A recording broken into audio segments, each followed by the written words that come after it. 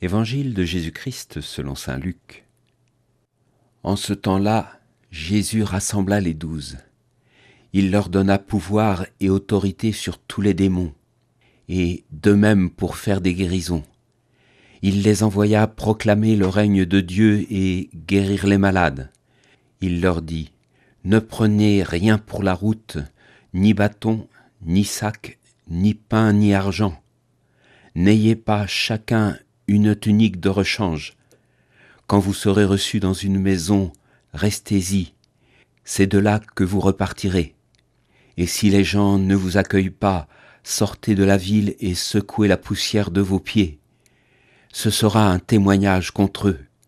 Ils partirent, et ils allaient de village en village, annonçant la bonne nouvelle, et faisant partout des guérisons. J'ai lu cet été un livre intitulé « Chemin des Estives ». Il s'agit d'un récit d'une marche de 2 novices jésuites à travers le Massif central. Cela fait partie de leur formation de partir à pied pendant 1 mois en n'emportant ni argent, ni téléphone, ni carte bancaire. Juste un sac et de bonnes chaussures. Cela oblige à demander l'hospitalité tous les jours, à mendier sa nourriture, etc. Quelle drôle d'idée, pensez-vous peut-être, pour les vacances. Comme nous pouvons aussi rester interrogatifs devant les consignes de Jésus à ses apôtres envoyés en mission. Il leur dit de voyager léger, très léger. Ni sac, ni bâton, ni pain, ni argent, ni tunique de rechange. Pour nos 2 jésuites, mis à part le fait de se rendre compte que l'on peut vivre avec beaucoup moins de choses que nous propose la société, ils en tirent aussi d'autres leçons. Tout d'abord, qu'il y a un fond de bonté qui habite le cœur de l'homme, et qu'ils ont rencontré de nombreuses personnes heureuses tout simplement de donner. Ceci les amenait aussi à avoir une reconnaissance accrue pour Dieu et pour les autres.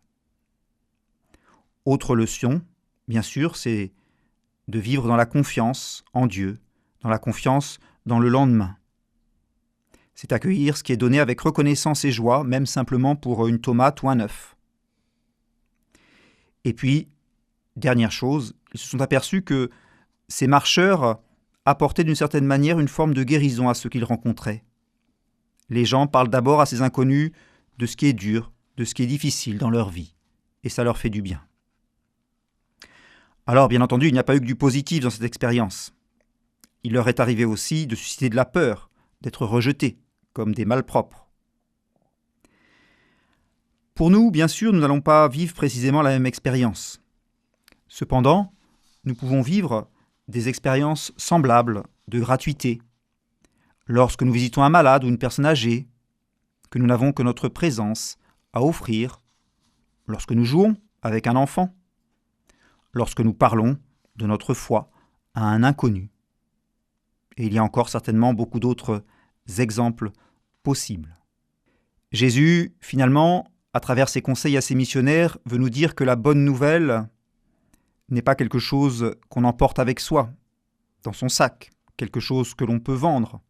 C'est une relation avec Jésus qui se transmet dans une rencontre véritable dont témoignent nos relations fraternelles. Amen.